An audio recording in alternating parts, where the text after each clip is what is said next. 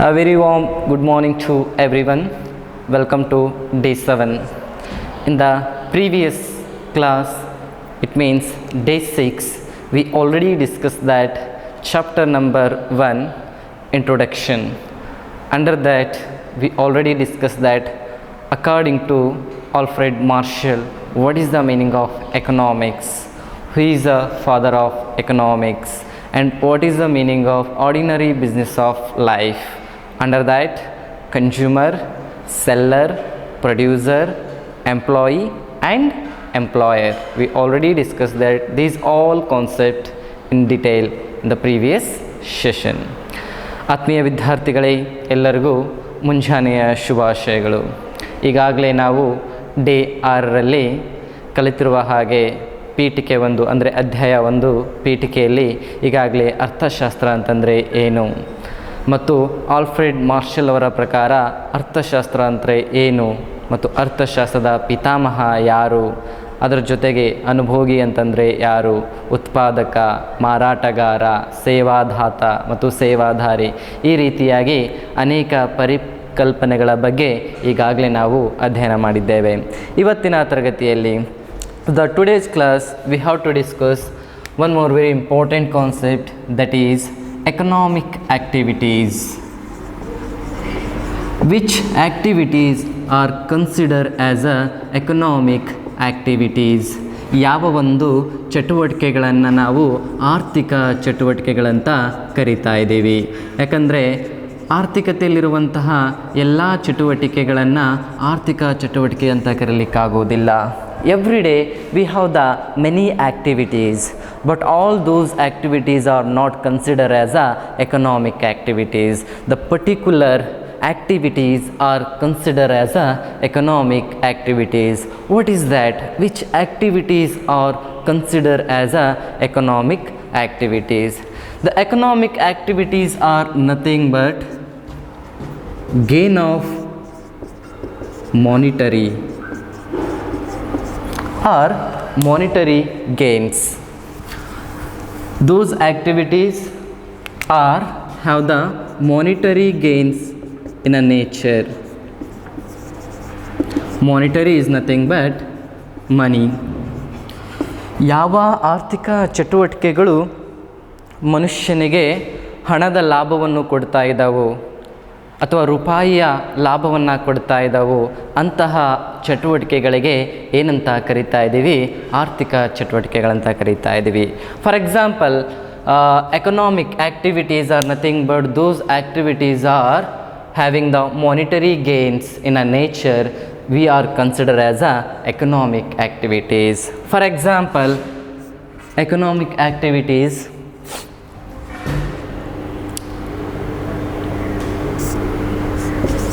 teacher and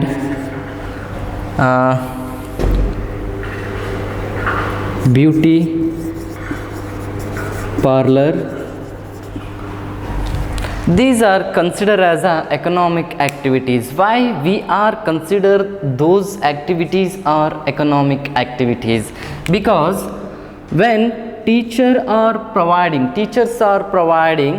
some services, it means a teaching services, end of the month or end of that particular month he will get salary for that service. This is your monetary gain.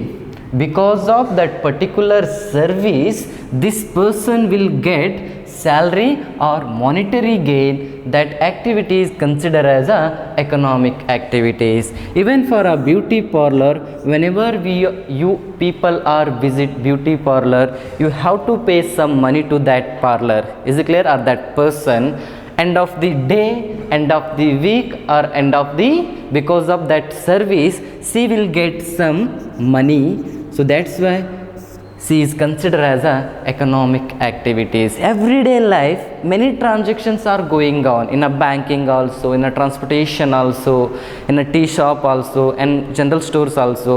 So many people are providing many services because of only for a monetary gain. Is it clear?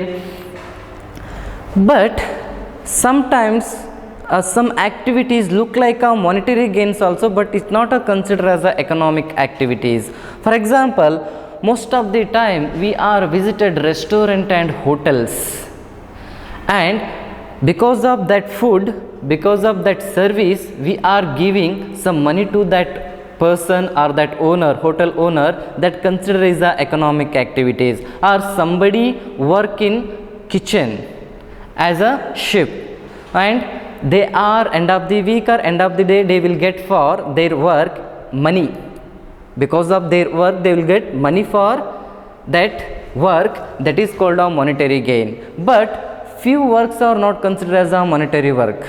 ಇಲ್ಲಿ ಆರ್ಥಿಕ ಚಟುವಟಿಕೆಗಳಂತಂದರೆ ಏನು ಅಂತ ಹೇಳುವಂಥ ಸಂದರ್ಭದಲ್ಲಿ ಯಾವ ಒಂದು ಆರ್ಥಿಕ ಚಟುವಟಿಕೆ ಅಥವಾ ಯಾವ ಒಂದು ಚಟುವಟಿಕೆಯು ಹಣದ ಲಾಭವನ್ನು ಪಡೆದುಕೊಳ್ಳುತ್ತದೆಯೋ ಅಂತಹ ಚಟುವಟಿಕೆಯನ್ನು ಏನಂತ ಕರೀತಾ ಇದ್ದೀವಿ ರೀ, ನಾವು ಆರ್ಥಿಕ ಚಟುವಟಿಕೆಗಳಂತ ಕರೀತಾ ಇದ್ದೀವಿ. ಉದಾಹರಣೆಗೆ ಒಬ್ಬ ಸ್ಕೂಲ್ ಟೀಚರು ಮತ್ತು beauty parlour owner. So school teacher ಏನು ಮಾಡ್ತಾ ಇದ್ದಾರೆ, ನಮಗೆ ಶಿಕ್ಷಣ ಅನ್ನೋ ಒಂದು ಸೇವೆಯನ್ನು ಏನು ಮಾಡ್ತಾ ಇದ್ದಾರೆ, ಅವರು ಕೊಡ್ತಾ ಇದ್ದಾರೆ. ಹಾಗಾಗಿ ಆ ಒಂದು ಸೇವೆಯನ್ನು ಇವರು ನಮಗೆ ಕೊಡ್ತಾ ಇದ್ದಾರೆ ಅನ್ನೋ ಒಂದು ಕಾರಣಕ್ಕೋಸ್ಕರ ಅವರಿಗೆ ನಾವು ಮಂತ್ ಎಂಡಲ್ಲಿ, ತಿಂಗಳ ಕೊನೆಯಲ್ಲಿ ಏನನ್ನು ಕೊಡ್ತಾ ಇದ್ದೀವಿ ರೀ, ನಾವು ಅವ್ರಿಗೆ ಸ್ಯಾಲ್ರಿಯನ್ನು ಕೊಡ್ತಾ ಇದ್ದೀವಿ. ಸ್ಯಾಲ್ರಿ ಅನ್ನೋದೇನು, ಒಂದು ಹಣದ ಪ್ರತಿಫಲನೆ ಆಯ್ತಲ್ಲ, ಮಾನಿಟರಿ ಗೇನ್ ಅಂತ ಕರಿಬೋದಲ್ಲ ಅದನ್ನು. ಅದೇ ರೀತಿಯಾಗಿ ಬ್ಯೂಟಿ ಪಾರ್ಲರನ್ನು ಹೊಂದಿರುವಂಥ ಒಂದು ಮಹಿಳೆ ಯಾರಿಗೆ ಒಂದು ಬ್ಯೂಟಿ ಪಾರ್ಲರ್ ಸೇವೆಯನ್ನು ಕೊಡ್ತಾ ಇದ್ದಾಳೆ, ಯಾರು ಬ್ಯೂಟಿ ಪಾರ್ಲರ್ಗೆ ಹೋಗ್ತಿದ್ದಾರಲ್ಲ, ದುಡ್ಡನ್ನು ಕೊಟ್ಟು ಆ ಸೇವೆಯನ್ನು ತೆಗೆದುಕೊಳ್ತಾ ಇದ್ದಾರೆ, ಅವಳಿಗೇನು ಸಿಗ್ತಾ ಇದೆ, ಇಲ್ಲಿ ಹಣ ಸಿಗ್ತಾ ಇದೆ. ಅಂದರೆ ಹಣದ ಉದ್ದೇಶಕ್ಕಾಗಿ, ಲಾಭದ ಉದ್ದೇಶಕ್ಕಾಗಿ ಕೆಲವು ಚಟುವಟಿಕೆಗಳು ಆರ್ಥಿಕತೆಯಲ್ಲಿ ನಡೀತಾ ಇರ್ತವೆ. ಅಂತಹ ಚಟುವಟಿಕೆಗಳಿಗೆ ನಾವು ಏನಂತ ಕರಿಬಹುದಾಗಿದೆ, ಆರ್ಥಿಕ ಚಟುವಟಿಕೆಗಳು ಅಂತ ಕರಿಬಹುದಾಗಿದೆ. ಹೋಟೆಲಲ್ಲಿ ಎಷ್ಟೋ ಜನ ಕೆಲಸ ಮಾಡ್ತಾ ಇದ್ದಾರೆ, ಅಥವಾ ಎಷ್ಟೋ ಜನ ಅಡುಗೆಯನ್ನು ಪ್ರಿಪೇರ್ ಮಾಡ್ತಾ ಇದ್ದಾರೆ. ಅವರು ಅಡುಗೆ ಮಾಡಿ ಪ್ರಿಪೇರ್ ಮಾಡಿ ನಮಗೇನು ಮಾಡ್ತಾ ಇದ್ದಾರೆ, ಕೊಡ್ತಾ ಇದ್ದಾರೆ.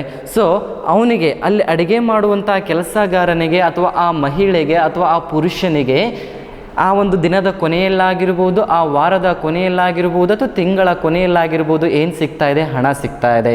ಸೊ ಅಂತಹ ಒಂದು ಚಟುವಟಿಕೆಗಳಿಗೆ ನಾವು ಏನಂತ ಕರಿಬಹುದಾಗಿದೆ ರೀ, ಆರ್ಥಿಕ ಚಟುವಟಿಕೆಗಳಂತ ಕರಿಬಹುದಾಗಿದೆ. ಅಂದರೆ ಆ ಚಟುವಟಿಕೆ ಮುಗಿದ ನಂತರ ನನಗೆ ಲಾಭದ ನಿರೀಕ್ಷೆ ಇರುತ್ತೆ ಅಥವಾ ಹಣದ ನಿರೀಕ್ಷೆ ಅದರಿಂದ ಬರ್ತಾ ಇರುತ್ತೆ. ಅಂತಹ ಚಟುವಟಿಕೆಗಳಿಗೆ ನಾವು ಆರ್ಥಿಕ ಚಟುವಟಿಕೆಗಳಂತ ಕರಿತಾ ಇದ್ದೀವಿ. ಬಟ್ ಕೆಲವು ಸಾರಿ ಏನಾಗುತ್ತೆ, ಕೆಲವು ಚಟುವಟಿಕೆಗಳು ನೋಡಲಿಕ್ಕೆ ಆರ್ಥಿಕ ಚಟುವಟಿಕೆಗಳ ಥರನೇ ಕಂಡರೂ ಕೂಡ ಅಲ್ಲಿ ಹಣದ ಉದ್ದೇಶ ಇರುವುದಿಲ್ಲ. ಅಂತಹ ಚಟುವಟಿಕೆಗಳನ್ನು ನಾವು ಆರ್ಥಿಕವಲ್ಲದ ಚಟುವಟಿಕೆಗಳಂತ ಕರೀತಾ ಇದ್ದೀವಿ. Apart from economic activities we have one more activities that is called non economic activities. Non economic activities. Few activities are considered as a non-economic activities. ಆರ್ಥಿಕವಲ್ಲದ ಚಟುವಟಿಕೆಗಳು, ಆರ್ಥಿಕವಲ್ಲದ ಚಟುವಟಿಕೆಗಳು. So which activities are considered as a non-economic activities? The best example non-economic activities are mother, father, sister, their work consider as a non-economic activities. Why mom work is a consider as a non-economic activities? Why father work as a consider as a non-economic activities? Why sister work as a consider as a non-economic activities?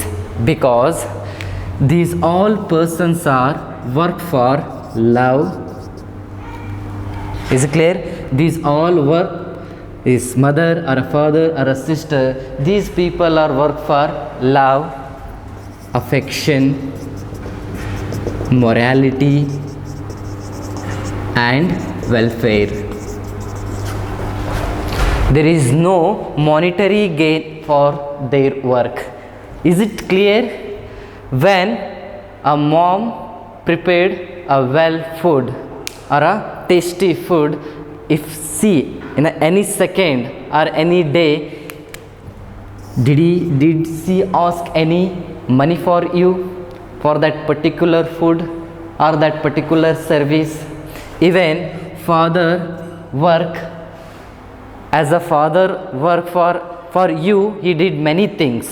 He went to market and purchased something for you, and he buys and he will give something for you, but he never expect money from you, or he never expect monetary gain from you. Even your sister or your brothers work for you people because of love, affection and welfare. They are never expected something or monetary gain from you people. Those activities are considered as a non-economic activities. If a same person work in a restaurant, she will get monetary gain. A same person work for a company, he will get a monetary gain. A same person work in some other places, she or he will get a monetary gain. Those are considered economic activities. If the people are, if that activity work for love, affection, welfare is clear, that is a non-economic activities. ಆರ್ಥಿಕವಲ್ಲದ ಚಟುವಟಿಕೆಗಳು ಯಾವಪ್ಪ ಅಂತಂದರೆ, ಯಾವ ಚಟುವಟಿಕೆಗಳು ಲಾಭದ ನಿರೀಕ್ಷೆಯೂ ಇರುವುದಿಲ್ಲವೋ, ಯಾವ ಚಟುವಟಿಕೆಗಳಿಗೆ ಹಣದ ನಿರೀಕ್ಷೆ ಇಲ್ಲವೋ, ಕೇವಲ ಮಮತೆ, ಕರುಣೆ, ಪ್ರೀತಿಗೋಸ್ಕರ ಕೆಲವು ಚಟುವಟಿಕೆಗಳು ನಡೀತಾ ಇರ್ತವೋ, ಅಂತಹ ಚಟುವಟಿಕೆಗಳಿಗೆ ನಾವು ಆರ್ಥಿಕವಲ್ಲದ ಚಟುವಟಿಕೆಗಳಂತ ಕರೀತಾ ಇದ್ದೀವಿ. ಉದಾಹರಣೆಗೆ, ಮನೆಯಲ್ಲಿ ಅಮ್ಮ ಮಾಡುವಂತಹ ಕೆಲಸ, ಅಪ್ಪ ನಮಗೋಸ್ಕರ ಮಾಡುವಂತಹ ಕೆಲಸ, ಅಕ್ಕ ಅಥವಾ ಅಣ್ಣ ನಮಗೋಸ್ಕರ ಮಾಡುವಂತಹ ಕೆಲವು ಕೆಲಸಗಳು ಆರ್ಥಿಕವಲ್ಲದ ಕೆಲಸಗಳಾಗ್ತವೆ. ಯಾಕಪ್ಪ ಅಂತಂದರೆ, ಪ್ರತಿದಿನ ಅಮ್ಮ ನಮಗೋಸ್ಕರ ಡೆಲಿಸಿಯಸ್ ಫುಡ್ಡನ್ನು ಏನು ಮಾಡ್ತಾ ಇದ್ದಾರೆ, ರೆಡಿ ಮಾಡಿಕೊಡ್ತಾ ಇದ್ದಾರೆ. ಯಾವತ್ತಾದರೂ ಒಂದು ದಿನ ನಿಮಗೆ ಅಮ್ಮ ಈ ಒಂದು ಆ ಊಟಕ್ಕೋಸ್ಕರ ಯಾವತ್ತಾದರೂ ನಿಮಗೆ ಹಣ ಕೇಳಿದ್ದಾರಾ? ಇಲ್ಲ, ನಾನು ಇವತ್ತು ಊಟ ಚೆನ್ನಾಗಿ ಮಾಡಿದ್ದೀನಿ, ನೀವು ಊಟ ಮಾಡಿದ್ದೀನಿ, ಒಂದು 50-60 ರೂಪಾಯಿ ಕೊಟ್ಟು ಹೋಗಂತ ಯಾವತ್ತಾದರೂ ಕೇಳಿದ್ದೀರಾ? ಬಟ್ ಅದೇ ಊಟವನ್ನು ನಾವು ಹೋಟೆಲಲ್ಲಿ ಮಾಡಿದರೆ ದುಡ್ಡು ಕೊಡಬೇಕಾಗತ್ತೆ ಅವರ ಸರ್ವಿಸ್ಗೋಸ್ಕರ. ಬಟ್ ಅಮ್ಮ ಮಾಡುವಂಥ ಕೆಲಸ ಕೇವಲ ಪ್ರೀತಿ, ಕರುಣೆ ಮತ್ತು ಮಮತೆಗೋಸ್ಕರ. ಅಲ್ಲಿ ಯಾವುದೇ ಕಾರಣಕ್ಕೂ ಹಣದ ನಿರೀಕ್ಷೆ ಇರುವುದಿಲ್ಲ. ಅದೇ ರೀತಿಯಾಗಿ ತಂದೆ ಕೂಡ ನಮಗೋಸ್ಕರ ಅನೇಕ ಕೆಲಸಗಳನ್ನು ದಿನನಿತ್ಯ ಮಾಡ್ತಾ ಇದ್ದಾರೆ. ಮಾರ್ಕೆಟ್ಗೆ ಹೋಗಿ ಏನನ್ನೋ ತಂದು ಕೊಡ್ತಾ ಇದ್ದಾರೆ, ನಮಗೋಸ್ಕರ ಏನನ್ನೋ ಪರ್ಚೇಸ್ ಮಾಡ್ತಾ ಇದ್ದಾರೆ, ಎಷ್ಟೋ ನಮ್ಮ ಕೆಲಸಗಳನ್ನು ಮಾಡ್ತಾ ಇದ್ದಾರೆ. ಬಟ್ ಅವರಿಗೆ ಯಾವ ನಿರೀಕ್ಷೆ ಇಲ್ಲ, ಹಣದ ನಿರೀಕ್ಷೆ ಇಲ್ಲ, ಕೇವಲ ಪ್ರೀತಿಗಾಗಿ ಆ ಕೆಲಸವನ್ನು ಮಾಡ್ತಾ ಇದ್ದಾರೆ. ಅಂತಹ ಕೆಲಸವನ್ನು ನಾವು ಆರ್ಥಿಕವಲ್ಲದ ಚಟುವಟಿಕೆಗಳಂತ ಕರೀತಾ ಇದ್ದೀವಿ. ಅಣ್ಣನೂ ಅಕ್ಕನೂ ನಮ್ಮ ಬಟ್ಟೆಯನ್ನು ವಾಶ್ ಮಾಡ್ತಾ ಇದ್ದಾರೆ, ನಮ್ಮ ಅನೇಕ ಕೆಲಸಗಳನ್ನು ಅವರು ಮಾಡಿಕೊಡ್ತಾ ಇದ್ದಾರೆ, ಬಟ್ ಅವರಿಗೆ ಹಣದ ನಿರೀಕ್ಷೆ ಇಲ್ಲ. ಅಂತಹ ಚಟುವಟಿಕೆಗಳಿಗೆ ನಾವು ಆರ್ಥಿಕವಲ್ಲದ ಚಟುವಟಿಕೆಗಳಂತ ಕರೀತಾ ಇದ್ದೀವಿ. ಅರ್ಥ ಆಯ್ತಲ್ಲ? ಆರ್ಥಿಕ ಚಟುವಟಿಕೆ ಅಂತಂದರೆ ಹಣದ ನಿರೀಕ್ಷೆಯಲ್ಲಿ ಇರುವಂಥದ್ದು. ಆರ್ಥಿಕವಲ್ಲದ ಚಟುವಟಿಕೆ ಅಂತಂದರೆ ಕೇವಲ ಕರುಣೆ, ಪ್ರೀತಿ, ಮಮತೆಗೋಸ್ಕರ ಮಾಡುವಂಥದ್ದು. ಯಾಕಪ್ಪ ಅಂತಂದರೆ, ಇದೇ ತಾಯಿ, ಇದೇ ತಂದೆ ಅಥವಾ ಅದೇ ಅಣ್ಣ ಅಥವಾ ಅಕ್ಕ ಬೇರೆ ಕಡೆ ಹೋಗಿ ಕೆಲಸ ಮಾಡಿದರೆ, ಇದೇ ತಾಯಿ ಯಾವುದೋ ಒಂದು ರೆಸ್ಟೋರೆಂಟಲ್ಲಿ ಅಥವಾ ಹೋಟೆಲಲ್ಲಿ ಹೋಗಿ ಆ ಒಂದು ಫುಡ್ಡನ್ನು ರೆಡಿ ಮಾಡಿ ಬಂದರೆ ಅವಳಿಗೆ ಹಣ ಸಿಗುತ್ತೆ. ಅದೇ ತಂದೆ ಬೇರೆ ಯಾರ್ದೋ ಕೆಲಸ ಮಾಡಿಕೊಟ್ರೆ ಅವ್ರಿಗೆ ಹಣ ಸಿಗುತ್ತೆ. ಅದೇ ಅಕ್ಕ ಅಥವಾ ಅಣ್ಣ ಯಾರ್ದೋ ಮನೆ ಬಟ್ಟೆ ವಾಶ್ ಮಾಡಿದರೆ ಅವ್ರಿಗೂ ಕೂಡ ಹಣ ಸಿಗುತ್ತೆ. ಬಟ್ ಅವರು ನಮಗೋಸ್ಕರ, ಕೇವಲ ಪ್ರೀತಿಗೋಸ್ಕರ, ಮಮತೆಗೋಸ್ಕರ ಕೆಲಸಗಳನ್ನು ಮಾಡ್ತಾ ಇರ್ತಾರೆ, ಅವರಿಗೆ ಹಣದ ನಿರೀಕ್ಷೆ ಇರುವುದಿಲ್ಲ. ಅಂತಹ ಚಟುವಟಿಕೆಗಳನ್ನು ನಾವು ಏನಂತ ಕರೀತಾ ಇದ್ದೀವಿ ರೀ? ಆರ್ಥಿಕವಲ್ಲದ ಚಟುವಟಿಕೆಗಳಂತ ಕರೀತಾ ಇದ್ದೀವಿ. ಅರ್ಥ ಆಯ್ತಲ್ಲ? ಸೊ ಇವಾಗ ನಾವೇನು ಮಾಡಬೇಕಾಗಿದೆಪ್ಪ ಅಂತಂದರೆ, ನೆಕ್ಸ್ಟ್ ಬಂದುಬಿಟ್ಟು ಒಂದು ಸ್ಟೋರಿ ಬರುತ್ತೆ, ಆ ಸ್ಟೋರಿಯನ್ನು ನೋಡಬೇಕಾಗಿದೆ. So what is that story? So ಒಂದು ಸಾರಿ ನಿಮಗೆ ಆರ್ಥಿಕ ಚಟುವಟಿಕೆಗಳು ಮತ್ತು ಆರ್ಥಿಕವಲ್ಲದ ಚಟುವಟಿಕೆಗಳ ಬಗ್ಗೆ ಅಧ್ಯಯನ ಮಾಡಿದ ನಂತರ, so it's very important to understand. So we cannot get, there is a statement like this: we cannot get something for nothing. Something for nothing. We cannot get something for nothing. ಏನನ್ನು ಕೊಡದೆ ಏನನ್ನು ಪಡೆಯಲಾಗುವುದಿಲ್ಲ. ಕನ್ನಡದಲ್ಲಿ ಏನನ್ನು ಕೊಡದೆ ಏನನ್ನೂ ಪಡೆಯಲಾಗುವುದಿಲ್ಲ, ಏನನ್ನೂ ಪಡೆಯಲಾಗುವುದಿಲ್ಲ. A very beautiful sentence. We cannot get something for nothing. It means in an economy we have to face something for nothing. It means statement is nothing but we cannot get something for nothing. It means you have to pay something to purchase some goods or services in the economy. There is no free of cost anything here. It means for any particular good or services there is a cost or there is a prices here. There is no free service or free good in the economy. Is it clear? You have to pay some money or something for something. Is it clear? This is a statement of we cannot get something for nothing. At least you have to pay. You have to pay. Statement ಏನು ಹೇಳ್ತಾ ಇದೆ? ಏನನ್ನೂ ಕೊಡದೆ ಏನನ್ನೂ ಪಡೆಯಲಾಗುವುದಿಲ್ಲ. ಆರ್ಥಿಕತೆಯಲ್ಲಿ ನಮಗೆ ದಿನನಿತ್ಯ ಜೀವನದಲ್ಲಿ ಅನೇಕ ಸರಕು ಸೇವೆಗಳ ಅಗತ್ಯ ಇದೆ. ಅವುಗಳನ್ನು ಪಡ್ಕೋಬೇಕಾದ್ರೆ ನಾನು ಏನಾದರೂ ಕೊಡಲೇಬೇಕು. ಏನನ್ನೂ ಕೊಡದೆ ಏನನ್ನೂ ಪಡೆಯಲಾಗುವುದಿಲ್ಲ ಅಂದರೆ ಆರ್ಥಿಕತೆಯಲ್ಲಿ ಫ್ರೀಯಾಗಿ ಏನೂ ಕೂಡ ಸಿಗೋದಿಲ್ಲ. ಅರ್ಥ ಮಾಡ್ಕೊಂಬಿಡಿ. ಅದು ಸ್ಟೇಟ್ಮೆಂಟ್ ಮೀನಿಂಗ್ ಏನಪ್ಪ ಅಂತಂದರೆ ನಮಗೆ ಆರ್ಥಿಕತೆಯಲ್ಲಿ ಫ್ರೀಯಾಗಿ ಒಂದು ಬನ್ ಕೂಡ ಸಿಗೋದಿಲ್ಲ, ಒಂದು ಟೀ ಕೂಡ ಸಿಗೋದಿಲ್ಲ. ನನಗೆ ಏನಾದರೂ ಬೇಕು ಅಂತಾದರೆ ಆರ್ಥಿಕತೆಯಲ್ಲಿ ನಾನು ಏನಾದರೂ ಕೊಡಲೇಬೇಕು. ಏನಾದರೂ ಕೊಡಲೇಬೇಕು ಅಂತಂದರೆ ಹಣನಾದರೂ ಕೊಡಬೇಕು, ನನ್ನ ಸೇವೆಯನ್ನಾದರೂ ಕೊಡಬೇಕು, ಅಥವಾ ನಾನು ಕೆಲಸನಾದರೂ ಮಾಡಬೇಕು. ಅಂದಾಗ ಮಾತ್ರ ನನಗೆ ಏನನ್ನಾದರೂ ಪಡ್ಕೊಳ್ಳಿಕ್ಕೆ ಸಾಧ್ಯ ಆಗುತ್ತೆ. ನೀನೇನು ಕೊಟ್ಟಿಲ್ಲ ಅಂತಂದರೆ ಏನೂ ಕೂಡ ನಿನಗೆ ಸಿಗೋದಿಲ್ಲ. ನೀನು ಓದಿದರೆ ಒಳ್ಳೆ ಮಾರ್ಕ್ಸ್ ಬರುತ್ತೆ, ನೀನು ಓದಿಲ್ಲ ಅಂತಂದರೆ ಒಳ್ಳೆ ಮಾರ್ಕ್ಸ್ ಬರೋದಿಲ್ಲ. Is it clear? So we cannot get something for nothing. This will be related to the statement is basically related to the there is a story Alauddin.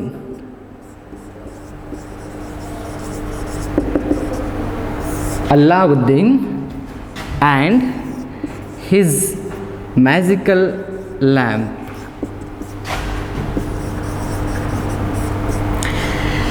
ಮೇಲಿನ ಒಂದು ಹೇಳಿಕೆಯು ಏನನ್ನೂ ಕೊಡದೆ ಏನನ್ನೂ ಪಡೆಯಲಾಗುವುದಿಲ್ಲ ಎಂಬ ಹೇಳಿಕೆಯು ಯಾವುದಕ್ಕೆ ಸಂಬಂಧಪಟ್ಟಿದೆಯಪ್ಪ ಅಂತಂತಂದರೆ ನಮ್ಮ ಟೆಕ್ಸ್ಟ್ ಬುಕ್ಕಲ್ಲಿ NCERT ಟೆಕ್ಸ್ಟ್ ಬುಕ್ಕಲ್ಲಿ ಒಂದು ಸ್ಟೋರಿ ಕೊಟ್ಟಿದ್ದಾರೆ ಅಲ್ಲಾವುದ್ದೀನ್ ಅಂತ ಹೇಳಿ.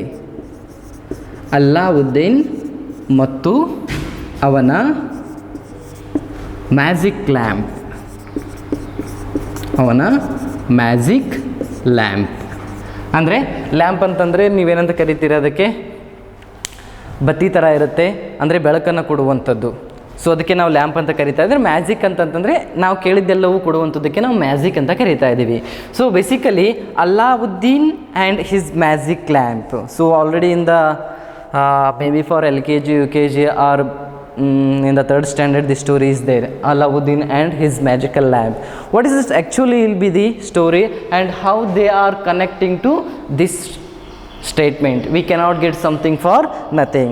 So in this particular Alauddin and his magical lamp, Alauddin is a person and he has a magical lamp. That magical lamp, whatever he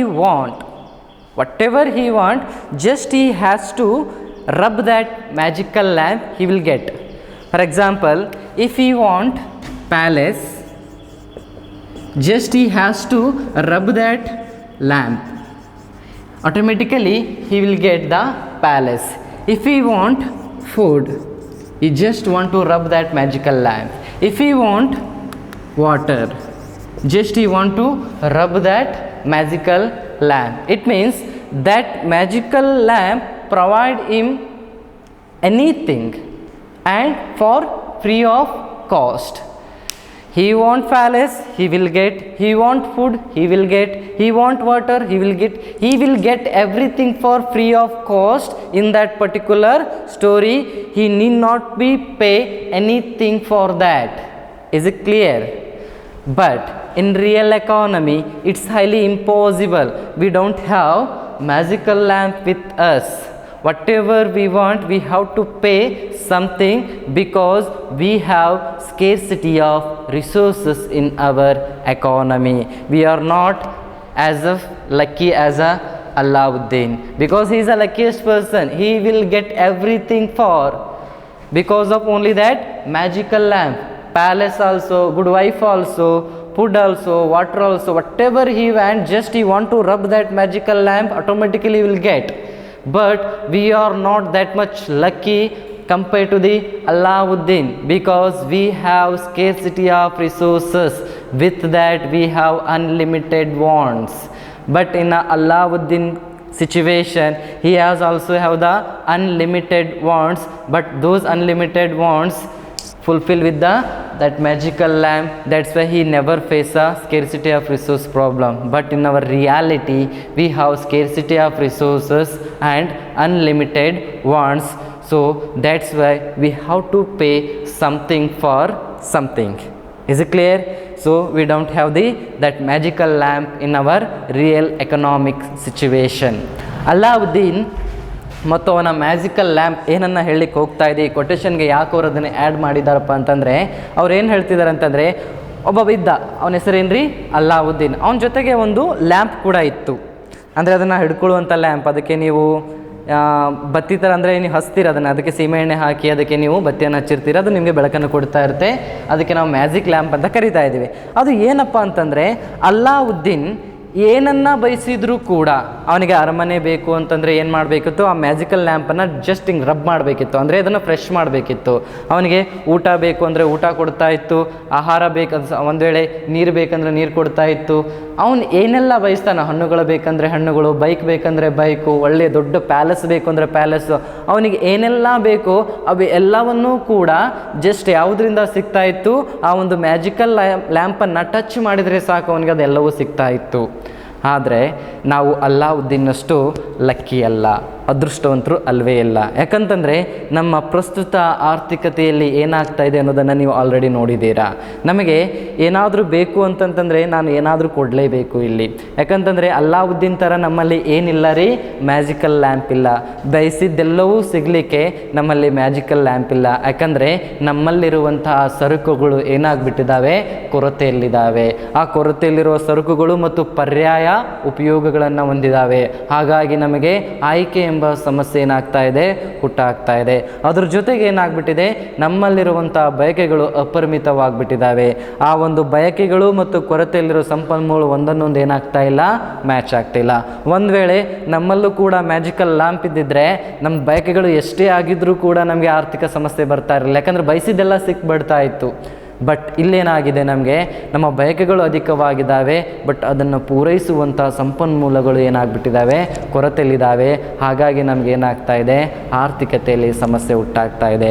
ಹಾಗಾಗಿ ಅವ್ರೇನು ಕೊಡ್ತಾ ಇದ್ದಾರೆ, ಏನನ್ನು ಕೊಡದೆ ಏನನ್ನು ಪಡೆಯಲಾಗುವುದಿಲ್ಲ ಎಂಬ ಸಮಸ್ಯೆಯನ್ನು ಏನು ಮಾಡ್ತಾ ಇದ್ದಾರೆ, ಕೊಡ್ತಾ ಇದ್ದಾರೆ. That's why they are mention V cannot get something for nothing, because only one reason, we have scarcity of resources and those scarcity of resources have the alternative usages, plus they have the choice problem in our nature. Another side we have the unlimited wants. Those unlimited wants cannot match with our scarcity of resources. That's why we have the economics problem. But in Alauddin situation, the scarcity of resources, there is no matter at all, because he has a magical lamp there. That's why his unlimited wants match with the resources also. That's why he never face economic problems in their life or in his life. That's why we are giving this quotation, we cannot get something for nothing because of only a scarcity of resources. Next, there is a one statement that is very important for your annual exam purpose.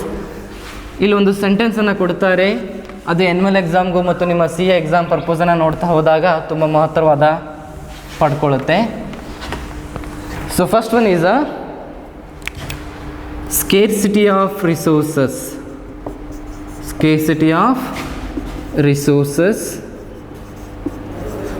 With that we have unlimited wants. Unlimited wants.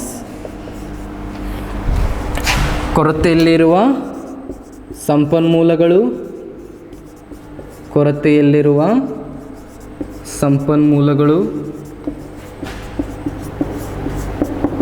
ಅದ್ರ ಜೊತೆಗೆ ಏನಾಗಿದೆ, ಅಪರಿಮಿತ ಬಯಕೆಗಳು, ಅಪರಿಮಿತ ಬಯಕೆಗಳು. This is the main reason for economic problem. ಇದು ನಮ್ಮ ಆರ್ಥಿಕ ಸಮಸ್ಯೆಗೆ ಮುಖ್ಯವಾದ ಕಾರಣ. This is the main reason for economic problem. Scarcity of resources and unlimited wants. We already discussed that.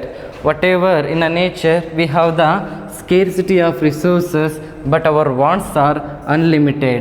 It means resources are 10 but our wants are 100. It will be, they cannot match with the scarcity of resources. That's why we are facing the economic problems. ಏನಾಗಿದೆಯಪ್ಪ ಅಂತಂದರೆ ನಮ್ಮ ಬಯಕೆಗಳು ದಿನದಿಂದ ದಿನಕ್ಕೆ ಏನಾಗ್ತಾನೆ ಇದ್ದಾವೆ ಹೆಚ್ಚಳ ಆಗ್ತಾನೆ ಇದ್ದಾವೆ. ಒಂದಾದ ನಂತರ ಇವತ್ತು BMW ಕಾರ್ ತೊಗೊಂಡ್ರೆ ನಾಳೆ ರೇಂಜ್ ರೋವರ್ ತೊಗೋಬೇಕನ್ನಿಸ್ತದೆ, ನಾಳೆ ಇನ್ಯಾವುದೋ ಕಾರನ್ನು ತೊಗೊಳ್ಬೇಕನ್ನಿಸ್ತಾ ಇದೆ. ಬಟ್ಟು ನಮ್ಮಲ್ಲಿರುವಂಥ ಸಂಪನ್ಮೂಲಗಳು ಏನಾಗಿದ್ದಾವೆ, ತುಂಬ ಕೊರತೆಯಲ್ಲಿದ್ದಾವೆ. ಅವುಗಳನ್ನು ನಾವು ಉಪಯೋಗ ಮಾಡ್ಕೋಬೇಕಂತಂದರೆ ನೀವು ಯಾವುದೋ ಒಂದು 10 ಸರಕುಗಳು ಆರ್ಥಿಕತೆಯಲ್ಲಿ ಇದ್ದಾವೆ, ನಮ್ಮ ಬಯಕೆಗಳು ಏನಾಗ್ಬಿಟ್ಟಿದ್ದಾವೆ ರೀ 100 ಆಗಿದ್ದಾವೆ. ಸೊ ಹಾಗಾಗಿ 10 100ಕ್ಕೆ ಮ್ಯಾಚ್ ಆಗ್ತಾ ಇಲ್ಲ. ಹಾಗಾಗಿ ನಾವು ಆರ್ಥಿಕತೆಯಲ್ಲಿ ಏನು ಮಾಡ್ತಾ ಇದ್ದೀವಿ, ಸಮಸ್ಯೆಗಳನ್ನು ಕಾಣ್ತಾ ಇದ್ದೀವಿ.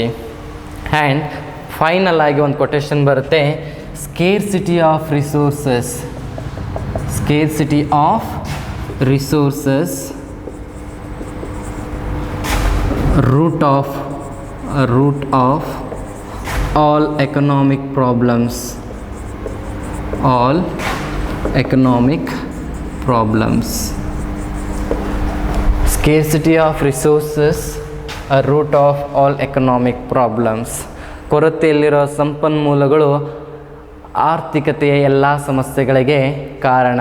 ರೂಟ್ ಈಸ್ ನಥಿಂಗ್ ಬಟ್ ಬೇರು ಅಂತ ಹೇಳಿ ಕನ್ಸಿಡರ್ ಮಾಡ್ತಾ ಇದ್ದೀವಿ. Scarcity is resources a root of all economic problems. This is a very important 1 marks question asked for the competitive exam also, as well as the CA exam and your annual exam. So whatever we are facing economic problems like what to produce, how to produce, whom to produce, which good we have to produce, those economic problems are arise because of the scarcity of resources. This is the root of all your economic problems. ಏನು ಹೇಳ್ತಾ ಇದ್ದಾರೆ ಅಂತಂದರೆ, ಆರ್ಥಿಕತೆಯಲ್ಲಿ ಯಾವುದೇ ಸಮಸ್ಯೆಗಳನ್ನು ನಾವು ನೋಡ್ತಾ ಇದ್ದರೂ ಅದಕ್ಕೆ ಮೂಲ ಬೇರು ಯಾವುದಪ್ಪ ಅಂತಂತಂದರೆ ಕೊರತೆಯಲ್ಲಿರುವ ಸಂಪನ್ಮೂಲಗಳು. ಕೊರತೆಯಲ್ಲಿರುವ ಸಂಪನ್ಮೂಲಗಳೇ ನಮ್ಮ ಎಲ್ಲ ಆರ್ಥಿಕ ಸಮಸ್ಯೆಗಳಿಗೆ ಕಾರಣವಾಗಿದೆ. ಏನಂತ ಹೇಳ್ತಿದ್ದಾರೆ ಅವರು, ಕೊರತೆಯಲ್ಲಿರುವ ಸಂಪನ್ಮೂಲಗಳು. ಕೊರತೆಯಲ್ಲಿರುವ ಸಂಪನ್ಮೂಲಗಳು ನಮ್ಮ ಎಲ್ಲ ಆರ್ಥಿಕ ಸಮಸ್ಯೆಗಳಿಗೆ